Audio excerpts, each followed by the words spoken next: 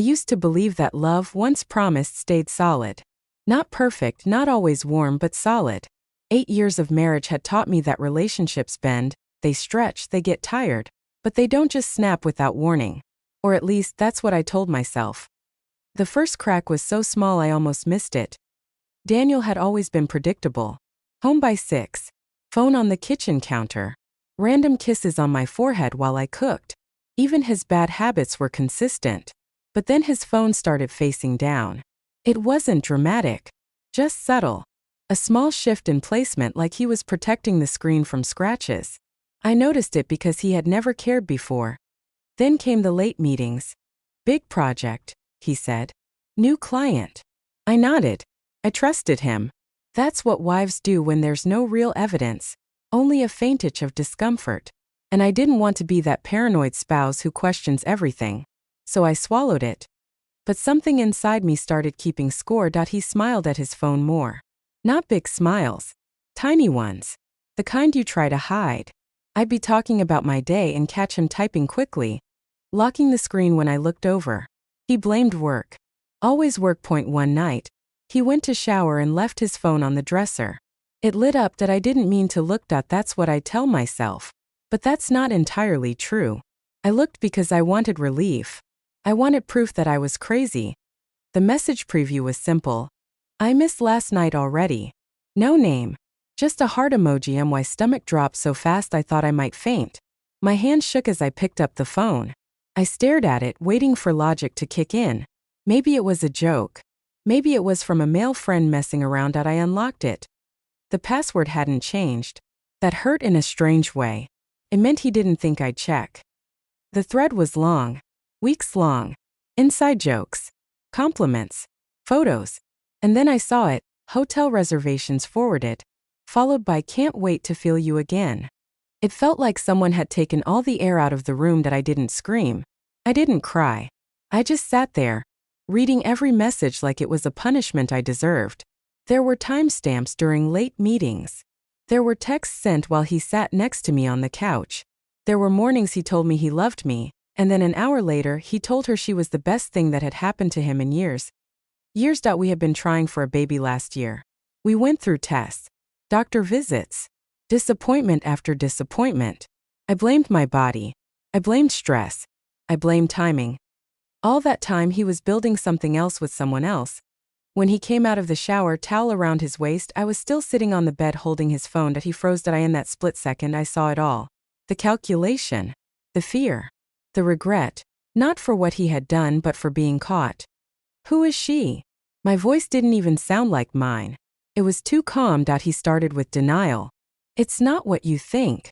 I handed him the phone without another word. He looked at the screen and sighed. Not shocked. Not outraged. Just tired. That sigh broke me more than the messages. He sat down and buried his face in his hands. It didn't mean anything, he said. I laughed. It was sharp and ugly. You booked hotels. It was just physical. I stared at him. You told her she was the best thing that happened to you in years. He didn't answer. Silence stretched between us like a living thing. Heavy. Suffocating. How long? I asked. 6 months. 6 months. Half a year of lies. Half a year of sleeping next to me. Half a year of touching me with the same hands. I felt heat rise in my chest.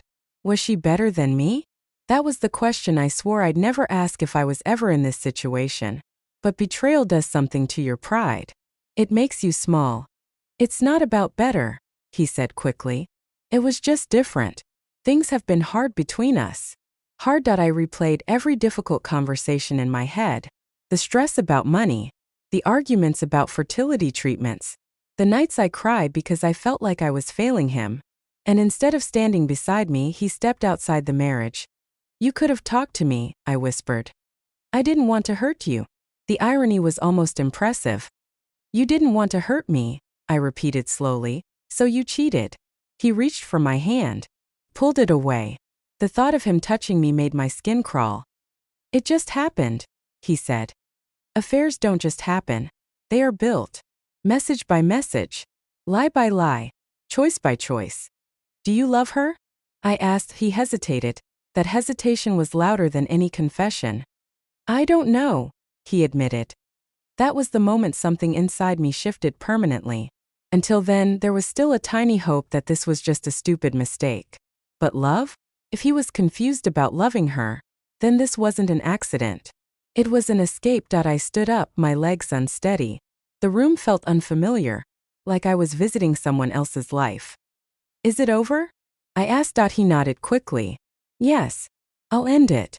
I promise. You haven't ended it yet? My voice cracked. I was going to. When? After another hotel? After another I miss you? The tears finally came, but they weren't dramatic. They slid down quietly, one after another. I hated that he was seeing them. I gave you everything, I said. Every version of me. The happy one. The broken one. The hopeful one. I know. And you gave yourself to someone else. He looked ashamed, but shame felt cheap. I don't want to lose you, he said. The truth was I had already lost him. Or maybe he had lost me, because in that moment, sitting on the edge of our bed, I realized something painful. Even if he stayed, even if he blocked her number, even if he begged, I would never unsee those messages. I would never unknow the way he described her body. I would never forget that for 6 months I was living in a lie I didn't consent to. Trust isn't a glass you can glue back together. It's air. Once it's contaminated, you can't breathe the same way again. I didn't throw him out that night.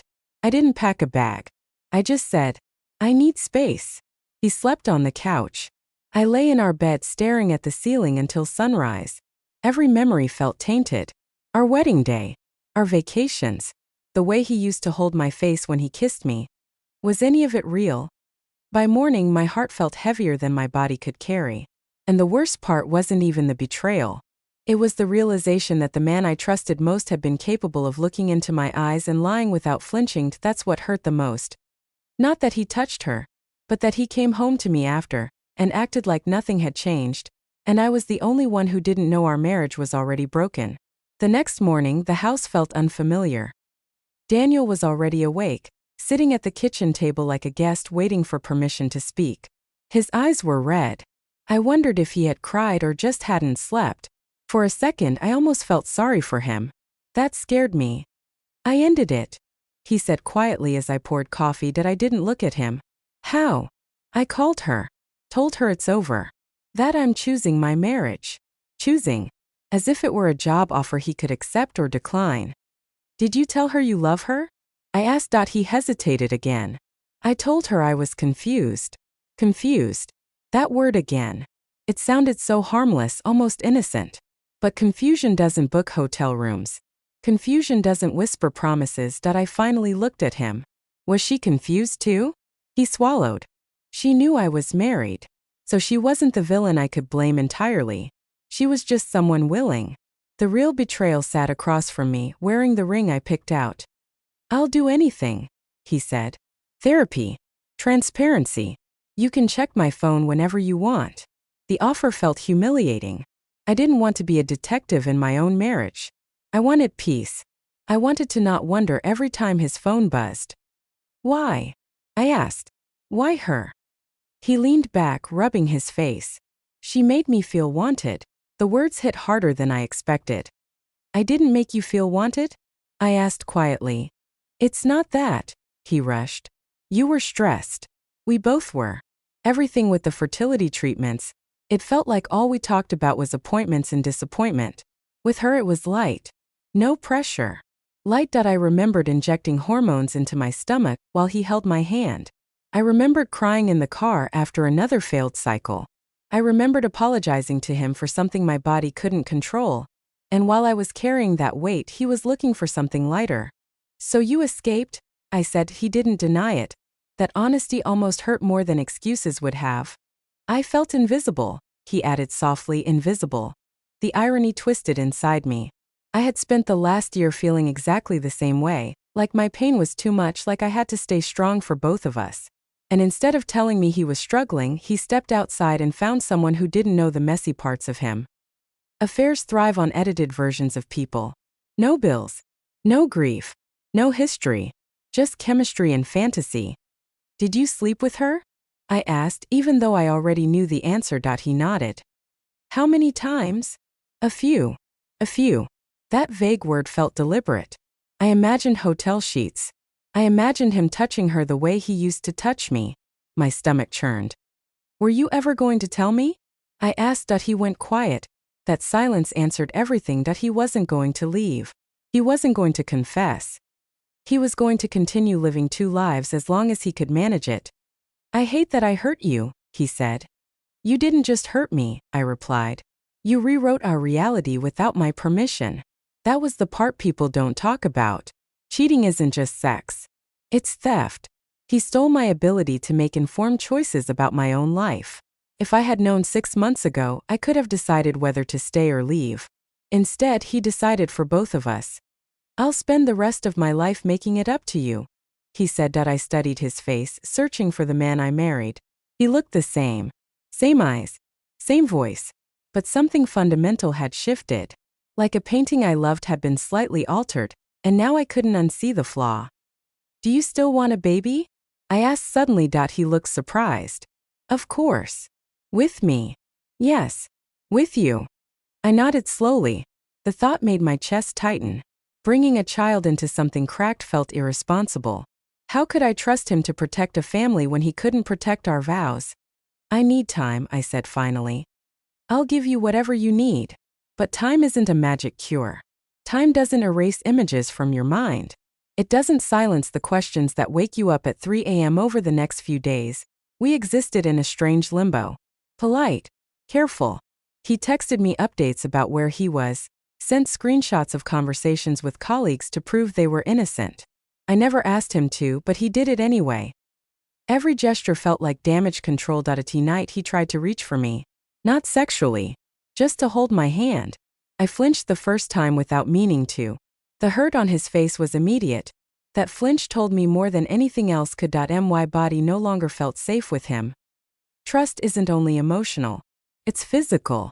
It's the ability to close your eyes next to someone without wondering where they were hours earlier. That safety was gone. Friends noticed something was off. I lied. We're just stressed.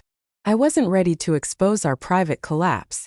Saying it out loud would make it more real. One evening, while Daniel was in the shower again, his phone buzzed on the counter. My heart raced instantly.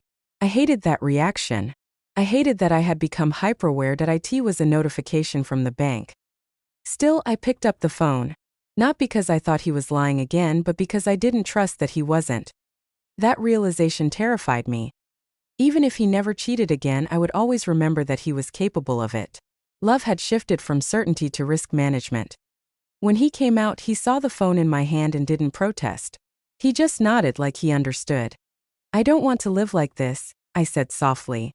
Like what? Like a guard. Watching for threats. He stepped closer but kept distance. Then let me earn it back. How? I asked. He opened his mouth, then closed it. There was no clear answer. Because rebuilding trust isn't a checklist. It's a slow, fragile process, and sometimes the foundation is too damaged. That night, I lay awake again, staring at the dark ceiling. I asked myself the question I'd been avoiding. Can I love someone and still walk away? The answer wasn't clear. I still loved him. That was the cruel part. Love doesn't evaporate just because betrayal appears.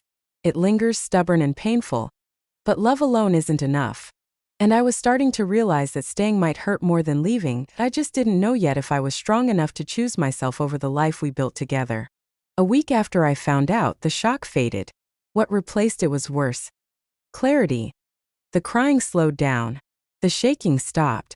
I went to work, answered emails, smiled at colleagues. On the outside, nothing had changed. On the inside, I was dismantling my entire life piece by piece. Daniel tried. I'll give him that. He scheduled a therapy appointment. He came home earlier than usual. He left his phone unlocked on the table like an offering. He asked how I was feeling every night. But every effort felt like it came after the damage, not before it. One evening, we sat across from each other in the living room. No television. No distractions. Just truth waiting to be spoken. I've been thinking, I said. He stiffened. About what? About who we were before this. He nodded slowly like he was afraid of the direction this was going. We weren't perfect, I continued. We were stressed, distant sometimes, but we were honest. Or at least I thought we were. I was scared to talk to you, he admitted. You were already carrying so much. That wasn't your decision to make, I replied. You don't get to protect me by betraying me. He looked down. I know. That phrase had become his shield. I know. But knowing now didn't undo 6 months of choices. I keep replaying everything, I said.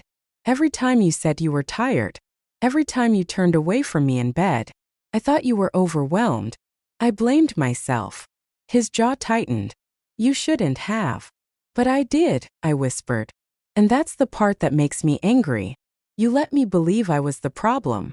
Silence stretched between us again. I never meant to replace you, he said. You didn't replace me, I replied calmly. You divided yourself. And now I don't know which half is real.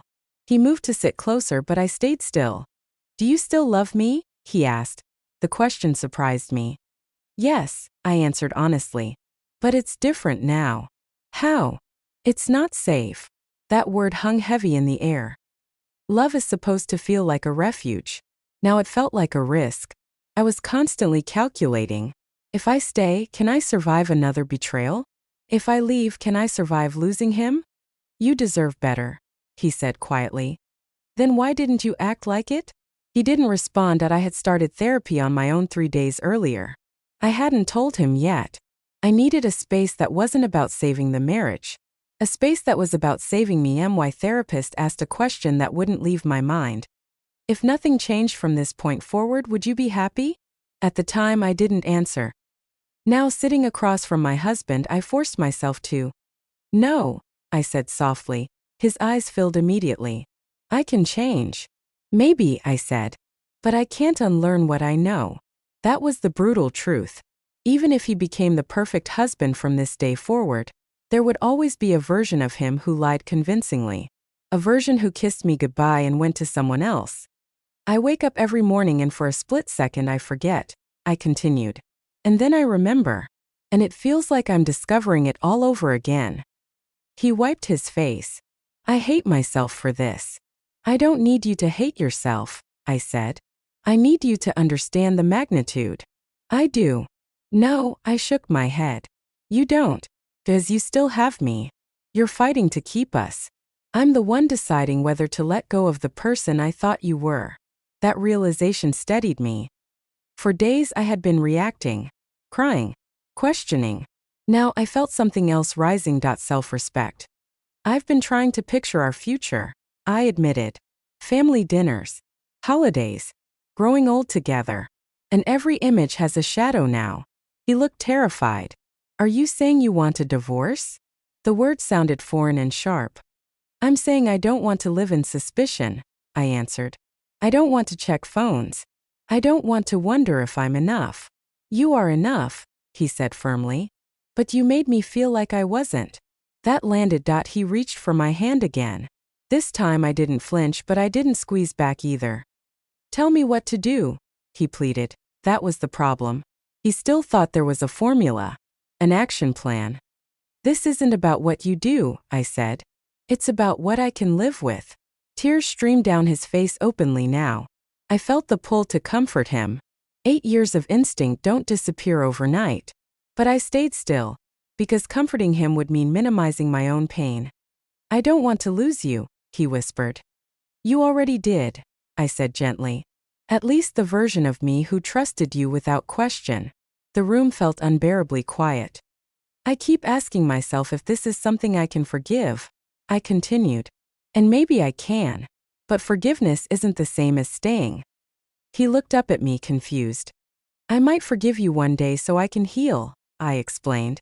But that doesn't automatically mean I stay married. The realization seemed to hit him fully then. For the first time, I think he understood that this wasn't just a rough patch. This was a fracture. I never thought you'd actually leave, he admitted. That confession was small but revealing. You didn't think I would choose myself, I said. He didn't deny it. That was when it became clear. Somewhere along the way, he had believed I would absorb the pain. That I would fight harder for us than he ever had to. That I would stay because history mattered more than betrayal. And maybe he was right about who I used to be. but not anymore.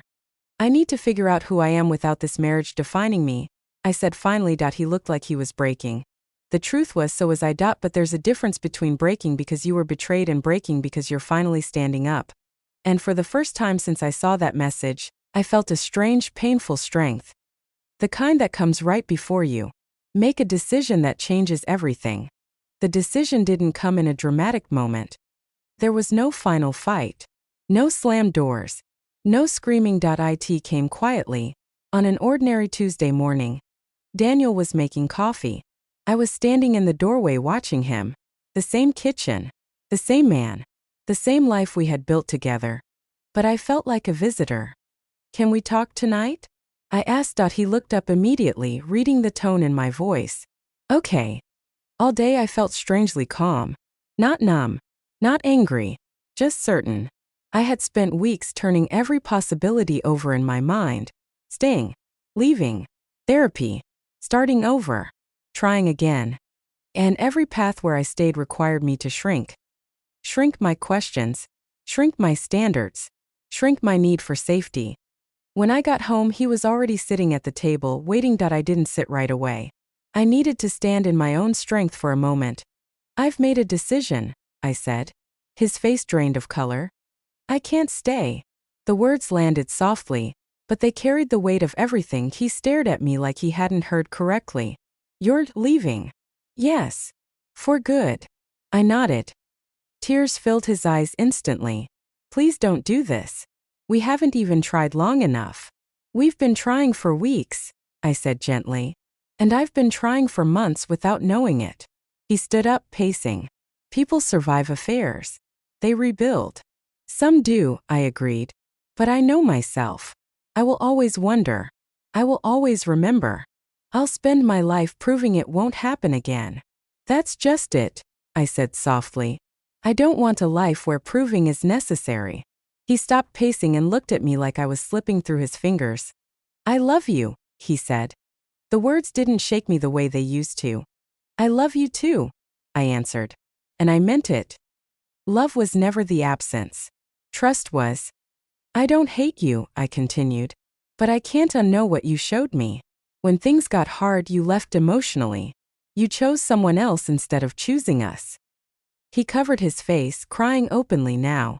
I made a mistake. A mistake is forgetting an anniversary, I said quietly. This was a series of choices. The room felt heavy with the truth. I've been in therapy. I told him. He looked up, surprised. You have? Yes. Because I needed to make sure I wasn't reacting out of pain alone. And I realized something, I said. Staying would mean betraying myself. That was the sentence that settled everything. For weeks I had felt like the victim of his betrayal. But if I stayed knowing I would never feel safe again, I would become complicit in my own unhappiness. I don't want to wake up 10 years from now still wondering if I was enough, I continued. I don't want to bring a child into a marriage that I don't fully trust. He flinched at that. I was willing to fight, he said. I know, I replied. But you should have fought before. Silence filled the space between us. Not hostile. Just final. I never thought this would break us, he whispered. It didn't break us, I said. It revealed us. That was the painful clarity. Affairs don't create cracks out of nowhere. They expose the ones already there.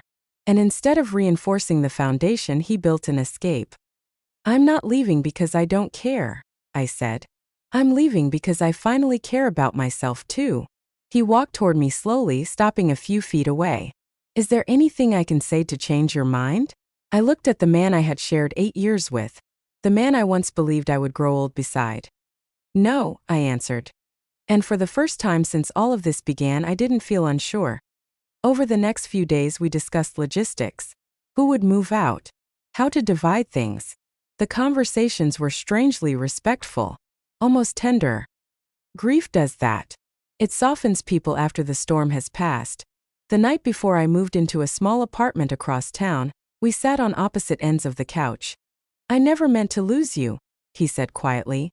You didn't mean to, I replied. But you risked me. That was the truth he had to live with. When I packed my last box, I paused in the bedroom doorway. This room had held our laughter, our arguments, our dreams about children. It had also held secrets I never agreed to. I didn't cry. Not because it didn't hurt, but because the pain had transformed. It wasn't sharp anymore. It was steady, honest. As I walked out the front door with my suitcase, Daniel stood behind me. He didn't try to stop me this time. "Goodbye," he said. "Goodbye," I answered. Outside, the air felt different, lighter. The truth is, it still hurts. There are nights I miss him so much it physically aches. There are mornings I wake up reaching for someone who isn't there. Love doesn't disappear just because you leave. But neither does self-worth. I learned something through all of this. Betrayal doesn't just test your heart. It tests your boundaries. It forces you to decide what you can live with and what you can't. I couldn't live with being someone's second choice, even temporarily. He didn't just break a promise. He showed me what he does when life gets heavy. And I need a partner who stays when it's heavy. It was just too much for me to handle. And maybe that doesn't make me weak.